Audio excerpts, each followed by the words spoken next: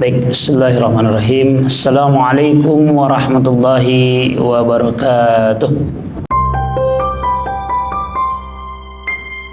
Habim TV, mencerdaskan umat. Waalaikumsalam warahmatullahi wabarakatuh.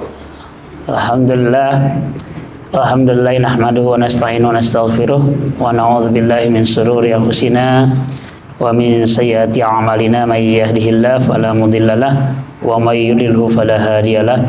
Asyhadu an la ilaha illallah wahdahu la syarikalah wa asyhadu anna Muhammadan abduhu wa rasuluhu alladzi la nabiyya ba'dah. Allahumma salli ala sayyidina Muhammadin asafihu fi khalqihi wa khaliluh addal amanah wa ballaghar risalah wa nasahal ummah wa jahada fi sabilihi haqqa jihadih wa ala alihi wa sahbihi wa man tabi'ahum bi ihsanin ila yaumil qiyamah. Qad qala Allah ta'ala bil Qur'anil Karim wa huwa asdaqul qailin. A'udzu billahi minasyaitonir rajim. Bismillahirrahmanirrahim. Inna fi khalqis samawati wal ardi wa ikhtilafil laili wan nahari la ayatin liulil albab alladzina yadhkuruna Allaha qiyaman wa qu'udan wa 'ala junubihim wa yatafakkaruna fi khalqis samawati wal ardi Rabbana ma khalaqta hadza batila subhanaka faqina 'adzabannar. Shadaqallahul azim wa sadaqa rasulun nabiyul karim wa nahnu 'ala hadhihi minasyakirin wasyahidin ma ba'd. Alhamdulillah, kita bersyukur pada Allah Subhanahu wa taala pada kesempatan hari ini kita dipertemukan oleh Allah untuk agenda kajian di Masjid Darul Ulum ini, dan alhamdulillah mudah-mudahan segala upaya langkah kita semuanya menuju tempat ini menjadi langkah-langkah yang penuh keberkahan, langkah-langkah yang bisa menggugurkan dosa-dosa kita di hadapan Allah Subhanahu wa taala, langkah-langkah yang bisa menjadi mengangkat kemuliaan kita di hadapan Allah Subhanahu wa taala, serta langkah-langkah yang menjadi pemudah jalan kita menuju surganya Allah Subhanahu wa taala. Salawat dan salam semoga tetap melimpah curahkan kepada junjungan alam habibana wa nabiyana wa maulana Muhammad sallallahu alaihi wasallam, kepada para keluarganya, para sahabatnya, para tabi'in, itba'ut tabi'in, sumalam fal amsal. Semoga kita termasuk bagian dari umatnya yang senantiasa mengikuti uswah hasanahnya, menjalankan sunnah-sunnahnya sehingga layak pantas kita mendapatkan rahmat dari Allah dan syafaatul uzma dari Rasulullah sallallahu alaihi wasallam di yaumil akhir nanti. Bagaimana, apa kabar teman-teman sekalian? Alhamdulillah ya, alhamdulillah. Semoga kemudian kajian ini nanti yang akan kita diskusikan ya. Tadi temanya cukup menarik ya. Temanya adalah tentang sekularisasi ilmu. Nah, ada ditambahkan di kalangan mahasiswa, walaupun mungkin secara luas bahwa sekularisasi ilmu ini ada di segala hal, segala bidang. Atau tidak hanya di kalangan mahasiswa, tapi juga di kalangan umumnya para ilmuwan, para cendekiawan mengalami ini, gitu ya, seperti itu. Dan ini memang fenomena menarik, fenomena yang ada, dan perlu mungkin nanti selain kita bahas tentang mengapa ya, atau apa akar sejarahnya sampai terjadinya sekularisasi ilmu. Nanti pembahasan kita yaitu tentang itu, apa ciri-ciri ya ilmu yang sekuler atau yang terjadinya sekularisasi ilmu. Lalu kemudian apa dampaknya ya, terutama mungkin kepada kita seorang muslim atau para orang-orang yang berkecimpung di ilmu pengetahuan, yang muslim yang berkecimpung di ilmu pengetahuan, akan seperti apa dampaknya ketika adanya sekularisasi ilmu itu. Dan kemudian tentu sebagai seorang mukmin muslim kita harus mencari solusi. Mencari solusi bagaimana agar bagaimana agar tidak terjadinya sekularisasi ilmu. Nah, itu kira-kira. Jadi bahasan kita akan membahas tentang apa itu sekularisasi ilmu, kemudian mengapa itu bisa terjadi atau sejarahnya bisa terjadi sekularisasi ilmu. Kemudian yang ketiga, ciri-ciri ilmu yang sekuler atau sekularisasi ilmu. Kemudian yang keempat, dampaknya ya terhadap umat Islam terutama. Yang kelima, nanti solusinya. Kira-kira seperti itu. Ada 5 bahasan. Ada 5 bahasan yang akan kita bahas tentang sekularisasi ilmu ini, seperti itu ya. Seperti biasa mungkin beberapa kita akan coba lakukan pencatatan supaya kemudian menjadi bahan nanti diskusi selanjutnya ya. Pertama tentang sekularisme dulu gitu ya. Apa itu sekularisme? Ada yang sudah tahu? Teman-teman sekalian, sekuler itu apa? Sekuler itu atau berasal dari kata apa gitu? Sekuler. Biasanya kan kalau orang mendefinisikan sesuatu biasanya berasal dari kata apa gitu, atau dia berasal dulunya atau akar katanya apa? Biasanya kan seperti itu. Ada yang tahu sekuler ya, itu akar katanya atau berasal dari kata apa? Kira-kira seperti itu. Ya, ada yang tahu? Ada yang tahu? Yang tahu? Sering mendengar mungkin ya, kalau mendengar atau pernah mendengar gak sekuler? Pernah mendengar gak? Pernah ya. Terus apa artinya? Atau apa artinya dulu lah? Artinya dulu. Yang teman-teman tahu gitu ya. Pokoknya mah itulah, ramai lah pokoknya sekuler gitu ya, seperti itu ya. Udah cari, boleh cari di ini apa, berasal dari kata apa? Dari bahasa Latin. Dari bahasa Latin, betul. Apa bahasa Latin yang Saeculum ya, Saeculum tulisannya Saeculum. Apa artinya Saeculum? Zaman atau abad. Zaman atau abad atau waktu ya, seperti itu. Jadi sekulerisme itu berasal dari kata betul bahasa Latin ya. Jadi asal katanya dari kata bahasa Latin ini. Kenapa sering banyak ilmu pengetahuan itu berasal dari bahasa Latin? Karena memang ini nanti perkembangan ya, perkembangan ilmu pengetahuan pasca perkembangannya di dunia Islam, sementara di dunia Barat Eropa kemudian mengalami masa kegelapan, the dark age. Kemudian nanti akan ada transfer knowledge, ilmu pengetahuan ke bangsa-bangsa Eropa, dan kemudian mulai muncul nanti para ilmuwan-ilmuwan di bangsa Eropa seperti itu, hasil dari mengambil banyak sekali ilmu-ilmu dan buku-buku, kitab-kitab dari dunia Islam. Nah, walaupun kemudian nanti dalam perjalanannya ada ini masuk kita sejarah dulu mungkin ya, mengapa sampai ada sekularisme. Nanti kemudian muncullah itu makna itu. Jadi kalau kita bicara sejarahnya ya, jadi ini sekularisme ilmu ya.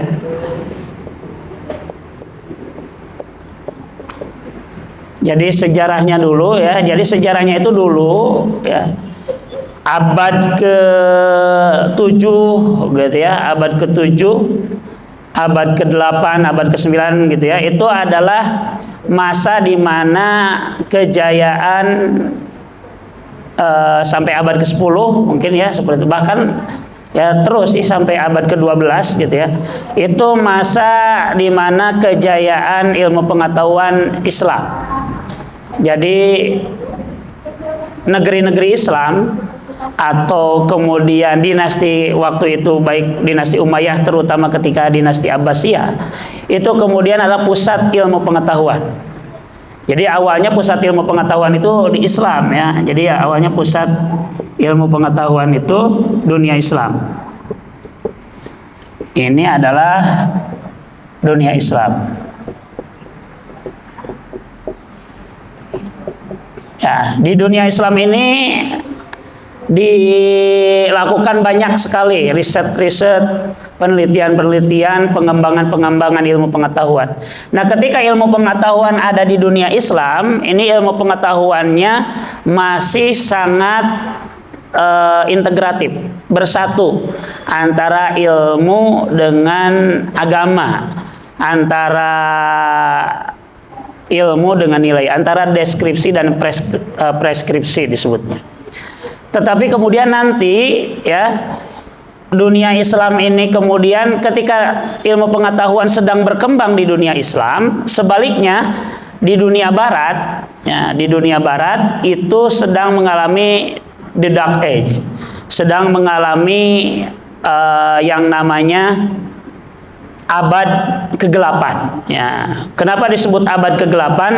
Karena mereka berada dalam kondisi dipenuhi kehidupan mereka oleh dogma-dogma, oleh doktrin-doktrin, oleh dogma-dogma gereja, dan mereka tidak boleh melakukan sebuah upaya mempertanyakan, sebuah upaya mengkritisi itu semuanya, kecuali mereka akan dianggap sebagai orang-orang kafir istilahnya di kalangan mereka, atau ahli bid'ah gitu ya, orang-orang yang keluar dari kebenaran atau menjadi domba-domba yang tersesat gitu ya. Jadi Eropa berkembang itu ya. Lalu kemudian ilmu pengetahuan dari dunia Islam ini ketika kemudian mengalami proses interaksi, karena misalkan di Baghdad ada Baitul Hikmah, perpustakaan yang amat sangat besar di zaman dinasti Abbasiyah, tempat berkumpulnya orang-orang yang belajar ilmu dan sebagainya, termasuk para ilmuwan dari Eropa, terutama misalkan dari Latin ya, dari Italia, dari beberapa tempat seperti itu, yang kemudian dari Yunani gitu. Mereka datang ke Baghdad, datang ke Baitul Hikmah untuk mereka kemudian menggali berbagai ilmu-ilmu pengetahuan yang banyak sekali, ribuan manuskrip-manuskrip kitab yang ada di Baitul Hikmah. Kenapa demikian banyak kitab-kitab, buku-buku di Baitul Hikmah di zaman Abbasiyah? Karena waktu itu ada kebijakan ya, khalifah, kebijakan dinasti Abbasiyah, bahwa seluruh ulama-ulama, ilmuwan-ilmuwan yang menulis kitab, maka kitabnya itu nanti akan dihargai, akan dibayar oleh negara waktu itu ya, oleh dinasti Abbasiyah, oleh Daulah Abbasiyah, akan dibayar seharga atau sebesar timbangan emas dari kitabnya itu. Jadi kalau menulis kitab, bikin misalnya 1000 halaman, lalu kemudian ditimbang, itu ternyata kitabnya 10 kilo, maka kemudian akan dibayar oleh Daulah Abbasiyah, oleh negara, sebesar 10 kilo emas. Jadi kalau bikin skripsi ditimbang berapa ini skripsi, berapa gram, lumayan lah, bisa buat mas kawin itu ya. Ya, jadi skripsi misalkan ya, skripsi berapa halaman gitu ya, ditimbang mungkin adalah sampai setengah kilo ya, berarti lumayan 500 gram gitu ya. Kalau setengah kilo 500 gram lumayan itu ya. Kali sekarang emas lagi naik ya, kali 2 juta, 500 kali 2 juta 1 miliar. Satu skripsi itu 1 miliar ya, seperti itu. Kalau sekarang harus bayar malah ya. Jadi dibayar, diganti gitu ya. Maka kemudian terjadi demikian banyak ya, ilmuwan-ilmuwan berlomba-lomba untuk menggali ilmu pengetahuan, mempelajari berbagai bidang ilmu dan menuliskannya. Menuliskannya sehingga kemudian tulisan-tulisan itu terpampang atau tersedia di Baitul Hikmah. Walaupun nanti kemudian Baitul Hikmah mengalami tragedi ketika Mongol datang kemudian menguasai dan membakar Baghdad, sehingga kemudian di Baghdad selain ada sungai Efrat Tigris yang kemudian terkena atau warnanya itu menjadi 2 warna. Warna merah dari darah-darah orang-orang Baghdad yang dibunuh oleh tentara Mongol, dan warna hitam dari tinta-tinta kitab-kitab, buku-buku yang dibakar atau dibuang ke sungai seperti itu. Jadi demikian hebatnya. Nah, banyak orang-orang Eropa yang kemudian menggali ilmu pengetahuan di dunia Islam, lalu mereka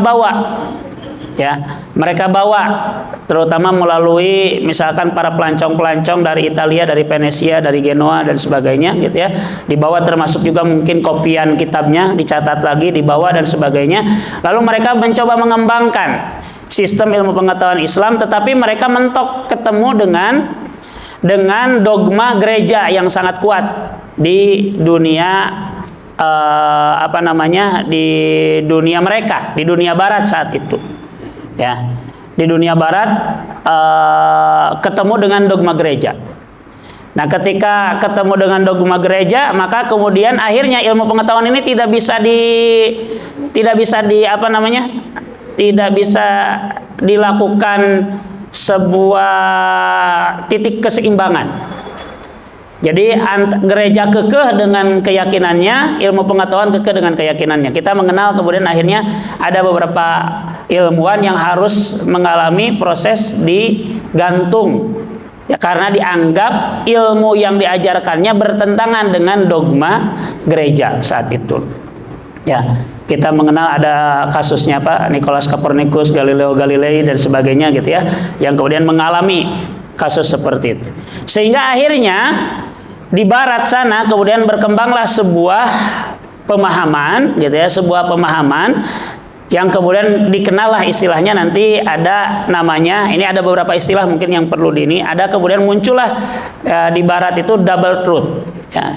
Jadi ada nanti double truth. Jadi tadi pusat ilmu pengetahuan di dunia Islam ditransfer ke barat ya, ke Eropa. Nah, tapi kemudian di Eropa muncul tadi benturan ya, transfer ke Eropa tetapi berbenturan dengan dogma gereja, berbenturan dengan dogma gereja. Dogma gereja. Sehingga kemudian apa yang terjadi nanti muncul namanya double truth. Double truth itu adalah dua keyakinan, dua kebenaran. Jadi artinya ada kebenaran ilmu pengetahuan dan ada kebenaran agama. Yang dua-duanya ini tidak bisa disatukan karena tidak ketemu titik temunya tidak ketemu. Tidak ada titik temu antara ilmu agama, dogma gereja maksudnya, dengan ilmu pengetahuan. Yang dari ilmu pengetahuannya itu berasal dari dunia Islam kebetulan, model ilmiahnya itu, cara kemudian metode ilmiahnya itu ditemukan di dunia Islam. Jadi metode ilmiah yang berkembang sekarang di ilmu pengetahuan umum, pada umumnya itu berasal dari dunia Islam. Itu ketemu dengan dogma-dogma. Jadi walaupun secara metodologis ini benar, tapi kata gereja nggak benar di kitabnya, ya maksudnya di Bible nggak gitu. Contohnya tentang kasusnya yang sering kita dengar tentang apakah alam ini adalah geosentris atau heliosentris gitu ya. Apakah pusat dari alam semesta ini bumi atau pusat dari alam semesta ini matahari, dia kemudian menjadi pusat dan planet-planet di sekitarnya termasuk bumi mengitari matahari. Kan itu ada dua di dogma gereja itu bahwa alam semesta ini adalah geosentris, bahwa bumi menjadi pusat dari seluruh alam semesta, lalu kemudian seluruh benda-benda di alam semesta ini mengitari bumi, bulan, bintang-bintang, planet-planet, termasuk matahari mengitari bumi. Sedangkan menurut heliosentris enggak, dan ilmuwan Islam lebih banyak kemudian memahaminya adalah sebagai heliosentris. Kenapa? Karena ada isyarat-isyarat di dalam Al-Quran ya, tentang bahwa matahari bergerak, bumi, bulan juga bergerak, dan kemudian mereka punya kullun fi falaki yasbahun. Seluruhnya pada porosnya dan pada garis edarnya mereka berputar. Jadi bumi punya garis edar, kemudian nanti planet-planet punya garis edar seperti itu, dan mereka kemudian beredar dengan di garis edarnya, dan masing-masing juga punya porosnya, kira-kira seperti itu. Nah, ketika kemudian dibawa ke dunia barat, ketemu dengan dogma gereja, tidak diterima, sehingga sampai tadi akhirnya beberapa ilmuwan harus mengalami mengalami dibunuh atau digantung, dihukum oleh gereja karena dianggap membawa ajaran sesat. Ya, dianggap membawa ajaran sesat. Padahal itu yang sesuai dengan ilmu pengetahuan, dengan metode ilmiah seperti itu. Sehingga muncullah nanti di dunia barat double truth tadi. Ada dua kebenaran, ada dua keyakinan. Benar menurut ilmu pengetahuan, belum tentu benar menurut agama. Dalam hal ini gereja. Atau sebaliknya, benar menurut gereja, belum tentu benar menurut ilmu pengetahuan. Kira-kira seperti itu. Nah, di tengah-tengah itu semua kemudian akhirnya muncullah ide muncullah ide untuk kemudian tidak perlu lagi menyatukan antara agama dengan ilmu pengetahuan, atau melepaskan ilmu pengetahuan dari agama, dari spiritualitas dari agama, seperti itu. Muncullah kemudian, itulah yang kemudian menjadi sekularisme, ya, menjadi ide untuk memisahkan ilmu pengetahuan dari agama. Tadi sekularisme berasal dari kata sekulum tadi, ya. Jadi dari double root ini akhirnya muncullah sekularisasi, ya, atau sekularisme. Ya, nah, sekularisme tadi dari sekulum, ya, seculum bahasa Latin, ya, yang kemudian artinya bisa artinya zaman ini, saat ini, atau dunia ini. Artinya sebuah kalau jadi isme, sekularisme adalah sebuah pemikiran, sebuah keyakinan bahwa segala sesuatu ini, kehidupan ini hanya bisa dinilai sekarang dan di sini, saat ini dan di sini. Jadi pemikiran tentang yang menilai segala sesuatu ini, segala sesuatu itu saat ini dan di sini. Saat ini berarti waktu sekarang, dan di sini di dunia. Maka berarti tidak ada kemudian konsep nanti ada masa lain selain masa kehidupan di dunia, dan tidak ada lagi kemudian zaman lain atau keadaan lain selain dunia.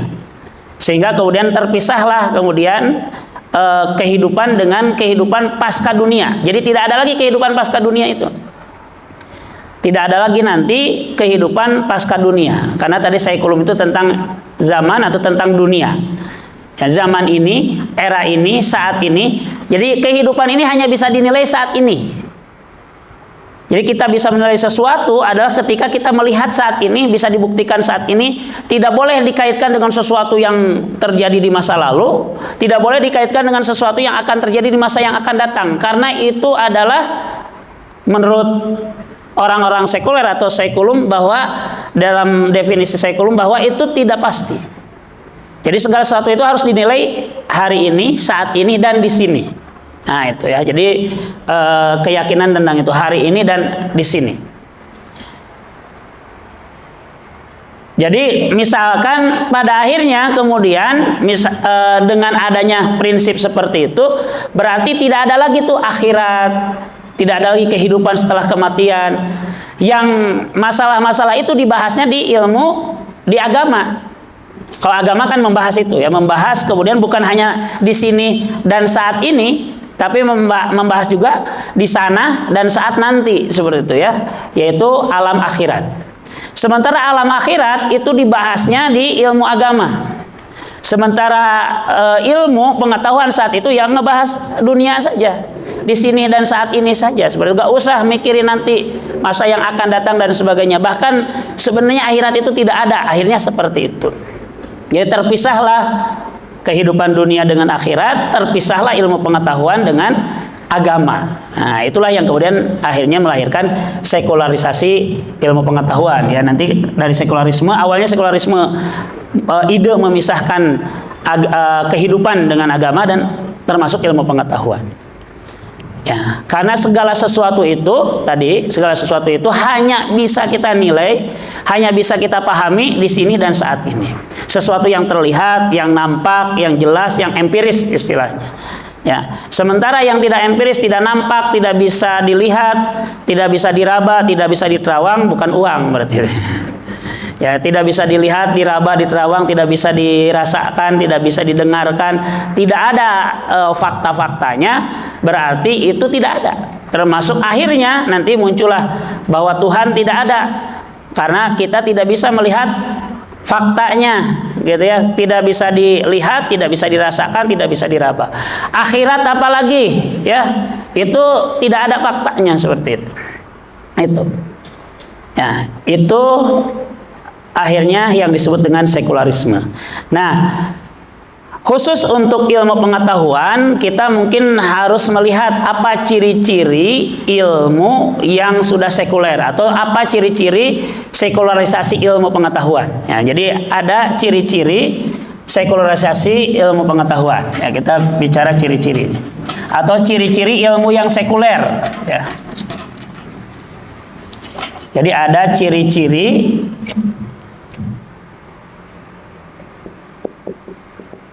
ilmu yang sekuler, yang terpisah tadi ya. Jadi sekuler yang terpisah antara dengan agama, yang terpisah dengan atau yang hanya memikirkan di sini dan saat ini saja. Apa ciri-cirinya ilmu yang sekuler? Ciri yang pertama, ilmu kemudian itu sekuler adalah ketika ilmu itu hanya bersifat empiris dan materialis. Ya. Nah, ini yang kemudian dikenal nanti di dalam metode ilmiah itu, bahwa segala sesuatu itu disebut ilmiah itu kalau bisa dibuktikan secara empiris. Jadi disebut ilmiah kalau bisa dibuktikan secara empiris. Secara empiris itu betul-betul nyata adanya, bisa dibuktikan, gitu, seperti itu. Ya, secara empiris. Nah, itulah yang kemudian sempat kalau teman-teman menjadi jamaah al-Yutubiyah ya, seperti itu. Sempat ada polemik ya antara guru Gembul dengan Ustadz Nuruddin. Ada yang ada yang mengamati, ada yang sudah nonton belum?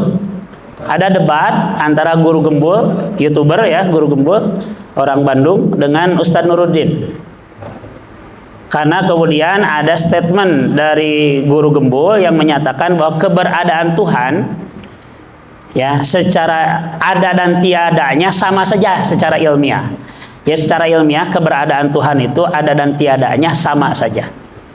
Jadi secara ilmiah bahwa Tuhan itu ada atau Tuhan itu tidak ada ya sama saja, tidak ada bedanya, kira-kira seperti itu.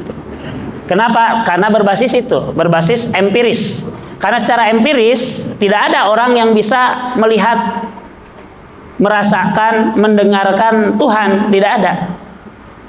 Maka katanya tidak bisa kemudian keberadaan Tuhan itu didekati oleh ilmu pengetahuan. Kata guru Gembul ya. Kenapa? Karena Tuhan itu bukan sesuatu yang bisa diraba, dilihat dan sebagainya. Karena kalau bisa diraba, bisa dilihat, bisa didengarkan, itu berarti bukan Tuhan.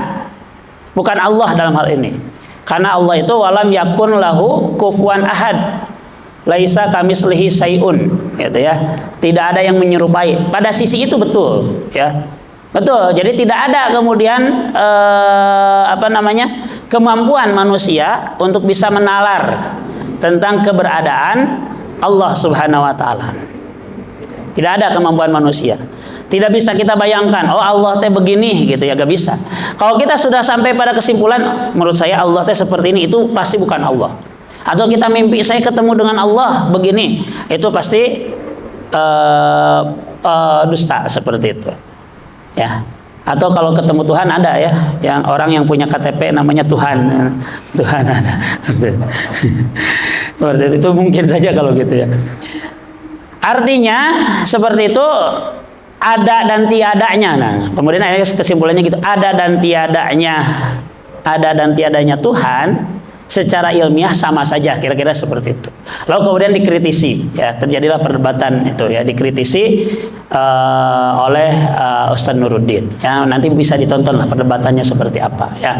Nah, jadi ilmu yang sekuler biasanya adalah sifatnya empiris dan materialis. Artinya sesuatu yang benar, dianggap ilmiah kalau sesuatu itu ada dan bisa dibuktikan secara empiris. Sehingga kemudian nanti hal-hal yang sifatnya tidak ada, goib disebutnya ya. Misalkan Allah ya kita sebut bisa goib secara ini, makanya kita tidak bisa membuktikan secara empiris. Ya. Walaupun kemudian dinetralisir Ustadz Nuruddin bahwa kebenaran ilmu pengetahuan itu tidak cukup dengan empirisme. Harus juga kemudian bisa menggunakan kemudian logika, diantaranya misalkan logika sebab akibat. Harus juga kemudian berdasarkan wahyu, berdasarkan khobar sodik, berdasarkan berita yang paling benar, paling akurat, seperti itu juga sumber ilmu pengetahuan, tidak hanya empirisme. Ya.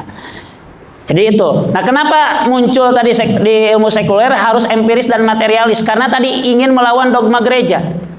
Bahwa apa yang didogmakan oleh gereja itu salah. Kenapa? Karena tidak bisa dibuktikan secara empiris. Surga, neraka itu ya itu mah keyakinan agama saja. Secara empiris tidak bisa dibuktikan surga dan neraka. Kenapa? Karena tidak ada pernah orang yang pergi ke surga lalu selfie kemudian bawa ya kan, hoax kan katanya ya, kalau tidak ada gambar berarti hoax gitu, seperti itu ya.